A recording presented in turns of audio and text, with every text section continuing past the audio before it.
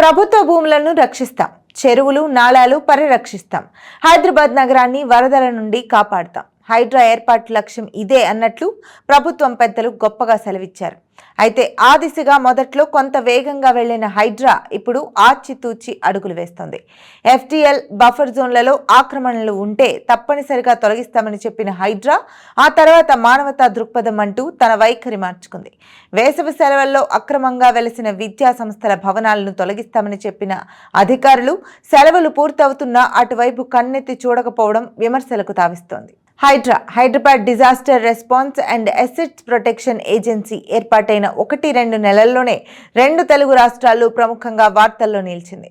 పలువురు రాజకీయ సినీ ప్రముఖులకు చెందిన భారీ నిర్మాణాలను కూలుస్తూ సంచలనాలకు తెరతీసింది. చెరువులు బఫర్ జోన్లలో ప్రభుత్వ భూముల్లో అక్రమ నిర్మాణాలపై ఉక్కుపాదం మోపుతూ ప్రజల మన్ననలు పొందింది. సామాన్యులకు చెందిన నిర్మాణాలను కూల్చివేయడం, అప్పులు చేసి కట్టుకున్న ఇళ్లను ఉన్నపలంగా కూల్చివేస్తోందన్న ఆరోపణలతో హైడ్రాకు కొన్ని సందర్భాల్లో చెడ్డ పేరు కూడా వచ్చింది. గ్రేటర్ హైదరాబాద్ పరిధిలో అక్రమ నిర్మాణాల తొలగింపులో హైడ్రా చురుకైన పాత్ర పోషిస్తోందని భావించిన ప్రజలు అనేక ప్రాంతాల్లో అక్రమ నిర్మాణాలపై వేలాది ఫిర్యాదులు చేశారు. నాళాలు, రోడ్లు, పార్కులు, ఓపెన్ స్పేసెస్ లో ఆక్రమణలపై అనేక ఫిర్యాదులు హైడ్రాకు వస్తున్నాయి.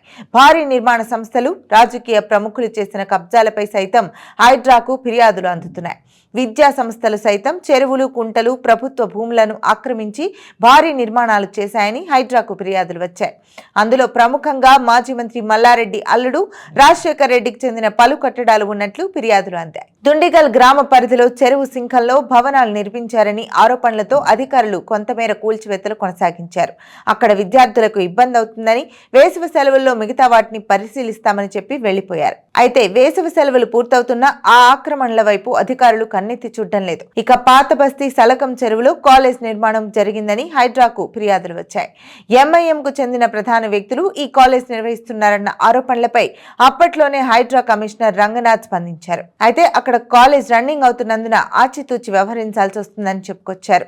చెరువులు ఎంత ముఖ్యమో విద్యార్థుల అకాడమిక్ ఇయర్ కూడా అంతే ముఖ్యమని, అందుకు అనుగుణంగా సమయం ఇస్తామని, ఆ సమయంలోగా వారు సెటరేట్ చేసుకుంటే ఓకే, లేదంటే చట్టపరంగా చర్యలు తీసుకుంటామని అప్పట్లోనే ప్రకటించారు. ఇక ఎమ్మెల్యే పల్లా రాజేశ్వర్ రెడ్డికి చెందిన ఎడ్యుకేషనల్ ఇన్స్టిట్యూట్స్ నిర్మాణాలు సైతం పోచారం మున్సిపల్ పరిధిలోని వెంకటాపూర్లోని నాడం చెరువు బఫర్ జోన్ ఎన్డీఏలో ఉన్నట్లు ఫిర్యాదులు రావడంతో వాటిని కూడా పరిశీలించారు అధికారులు.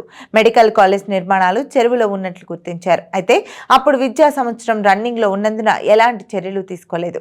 సెలవుల్లో వాటిపై చర్యలు తీసుకుంటారని అంతా భావించిన అధికారులు ఆ వైపు కన్నెత్తి చూడకపోవడంతో విమర్శలు వెల్లువెత్తుతున్నాయి. ప్రధాన ఎడ్యుకేషనల్ ఇన్స్టిట్యూట్స్ చెరువులు, నాళాలు, ప్రభుత్వ భూములను కబ్జా చేసి నిర్మాణాలు చేసినా అలాంటి వాటిని కూల్చివేయకపోవడం వెనుక కారణం ఏంటనేది ఇప్పుడు చర్చనీయాంశంగా మారింది.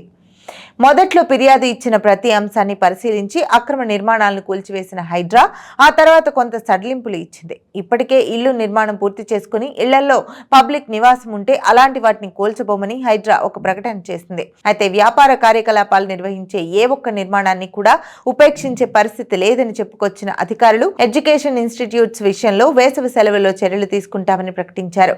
ఇప్పుడు సెలవులు పూర్తవుతున్నా అలాంటి వాటి జోలికి వెళ్లకపోవడం విమర్శల పాలవుతోంది.